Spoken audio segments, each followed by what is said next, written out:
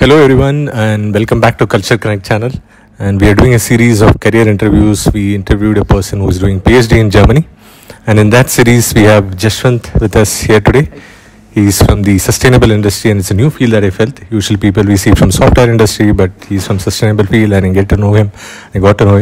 So let's hear from him how he landed up in this career. What is his experience so far, what's ahead for him and all of that. So we will start with a very typical career-based question, which is tell me about yourself. Hi, I'm Jashwant and I'm 26 years old. I have recently completed my probation period, and also before that I have just completed my master's back in April. So where do you work now? Right now I work in renewable energy industry, which deals with wind energy and also solar energy.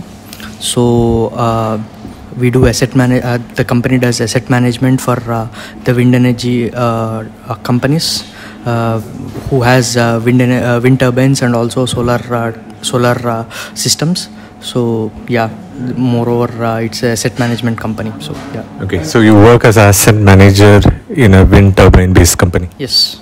Okay. And how did you land up here? What has been your journey from India? So a lot of people who watch are from India.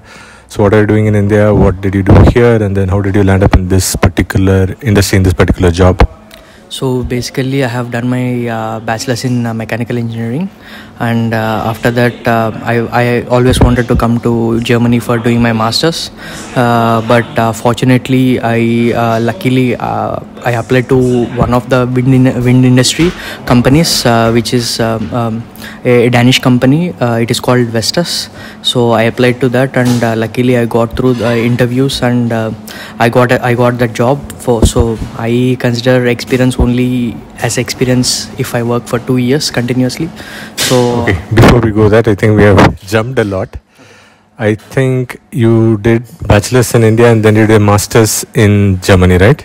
So in between I have done 2 years of this work, which I told as an engineer in a Danish company, also wind industry back in India for 2 years. Okay. So that's what I mean. Okay. So yeah. And then you came for master's. Yeah. I started applying, and then just after completing 2 years, I came here to do my master's, also in renewable energy systems. Okay. So where did you do your master's? How was that experience? Yeah, my master's is in a university called Hochschule Nordhausen. It is in Thuringia, state Thuringia. So yeah, there I have done my master's, and for me it took around 2.5 years to complete my master's. So yeah, the course also offers different kind of renewable energies as core fields. For example, wind and also hydrogen, solar, and solar thermal as well. So yeah, in all this kind of core fields, this course is very good. Yeah. Okay. So when you say Thuringia is kind of a reputation now, because Thuringia is also the state in Germany where AfD, the party which is against immigrants, is in power. So you're coming from that place in East Germany also, I believe. So how was that experience? Did you face any racism or some kind of resistance against people of color, against people from different countries? To be honest, I didn't feel any as such kind of racism directly, but yeah, there are a lot of instances where I felt odd man out. Okay, can you share some specific incident? Yeah, but in my first of all, I want to tell that in my university or in my academic practices, everywhere the people were really friendly and all. So, but when I go outside, when I travel in a tram or bus or any train, there I get a lot of stares. Not only me, all the Indian community or the international community gets, because it's a very small town, and the people are not used to see the foreigners. So that's why we get a lot of stares there. So yeah, it's also a kind of a cultural shock for everyone who is coming to Germany in total, I guess. So everywhere they get stares, but in East Germany it's more. Yeah, in Thuringia it's even more. And anything else, instead of general sayings, anything that you faced or that you came across during a study, during your stay in Thuringia, which you want to say in more specific? Yeah, as I have studied in a very remote town with only 40,000 population, so the part-time chances were very less. So we had to go to these consultancies to get part-time job. So I went to different consultancies and got part-time job. Once I was I just want to share one incident, Okay. which is kind of a funny and also kind of a strange thing. I think no one had ever heard about it, but yeah. So I was working in a bread factory, and I have to deal with this called laying chocolate strips on bread rolls. So I was doing that, and one old woman was instructing me, and I was like, I had a conversation with her, and I told that I'm doing this. So she was instructing me, and I was doing it, and all of a sudden the boss came, and he changed my place from one place to other place. So at the end of the day, I got a when I was returning to home, I got a call from my consultancy guy that they had to fire me, or Please don't come. yeah, please go. I asked for the reason, and they told that you are being rude to the other people. Then I was so surprised. What have I done? Then I had a friend who is native German, also from Thuringia. So I spoke to her and told about the conversations that I had, and then I came to know that I said. I will do it, and without having an eye contact, because I was of course laying the chocolate strips. I have to see the bread, I have to see the chocolate strip, so it was kind of a multitasking for me. So I cannot see into her eyes. So saying and not looking into eyes is kind of different meaning. So it's kind of a bad meaning, but I'm not gonna say here, you can google it. So that is weird situation I was in, but later on I felt bad that I have kind of told some kind of rude words to a person who I don't know. I felt bad. I tried reaching out to tell sorry again, but that's how it is. So the main point I want to say is, like, the people there are not so exposed to foreigners, and they don't understand that we are foreigners, and we don't know their kind of way of culture or whatever it is. So they find us kind of a different people. So that's how the problem that's where the problem comes. So the cultural context is different, and don't say okay. So that is about your masters in Thuringia. And let's say in a batch of how many people are with you? Around 45 to 50 people. 50 people. So you are now working. How many of the 50 people completed their masters and are now working, so that people get an idea, like what is the general pass percentage, how people work here? So as far as I know, I'm in touch with most of them. So as far as I know right now, after 3 years, almost 7 to 10 or maybe 12 people has completed their masters completely, and out of them only 4-5 people got the job. Okay. And the remaining people are searching for the job, and the other people are almost yet to done the thesis. But it was hard to find a thesis, especially in the market right now. The job market is not so good enough. Got it. So probably like around 10% probably have gotten work and continuing to work now. Yeah, I would say that. Cool. So you completed the masters, and then how did you get this particular job? And then do you want to share about how you moved from masters to the current work? So for that, first I want to tell about my thesis and my switch from part-time jobs to normal kind of engineering kind of job. So first of all, as I have said, I should say that I am lucky because I worked in a Danish company back in Chennai.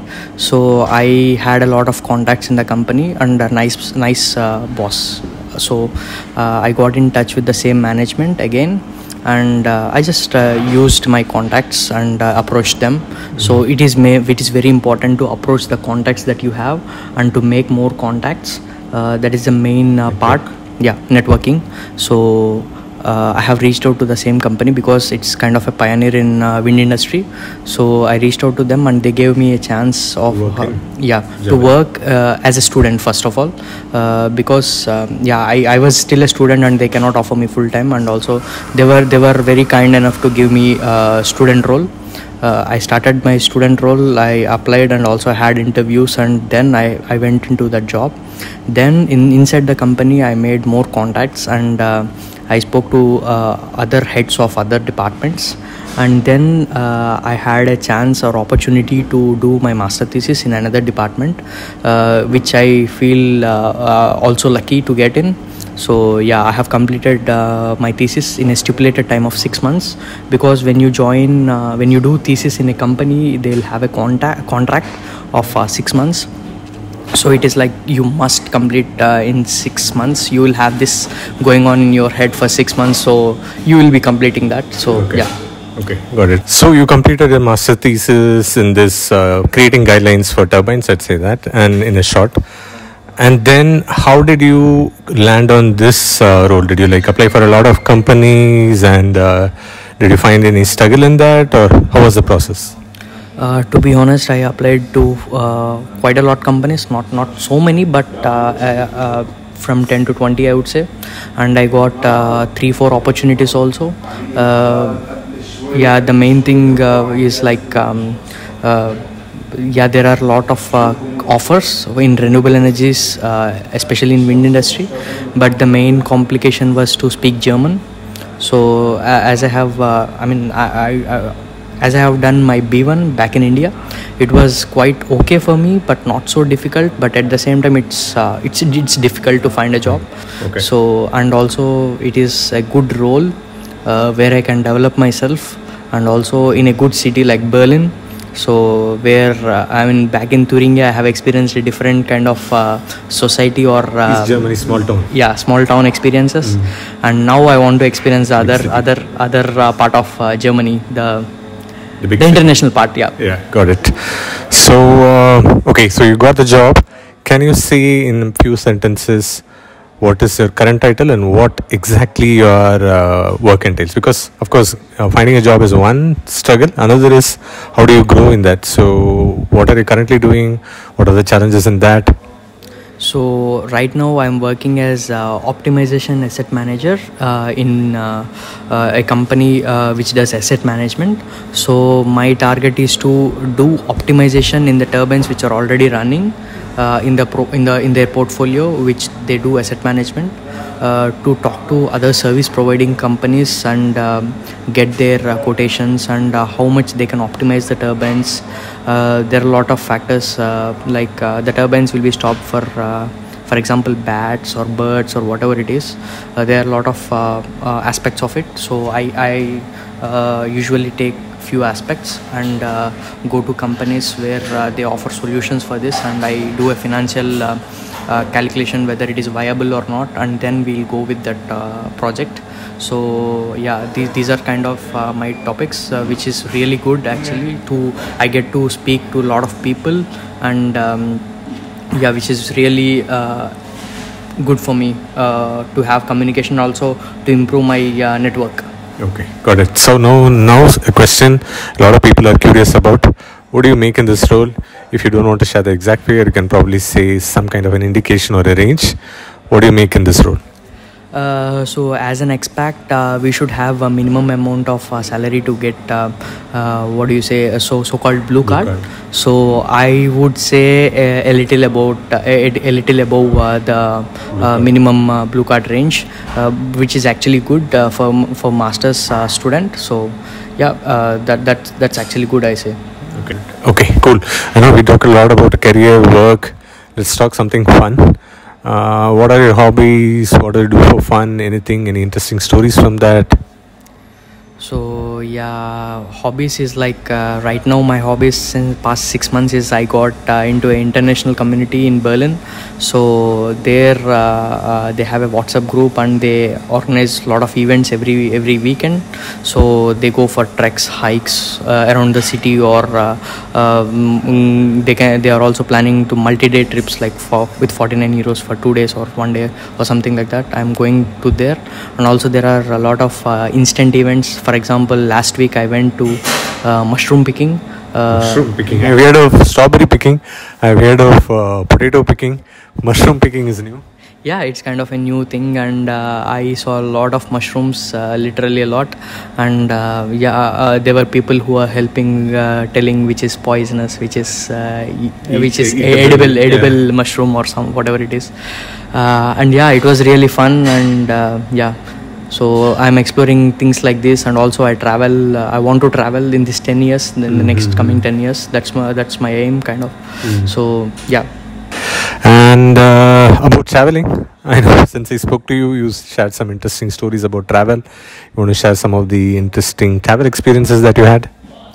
Yeah, I would say like recently I went to Georgia. So there I went on stargazing. So it was around 4,000 or 3,000 feet on the top, above the sea level. So it was really good experience. I saw a lot of small asteroids coming into the earth.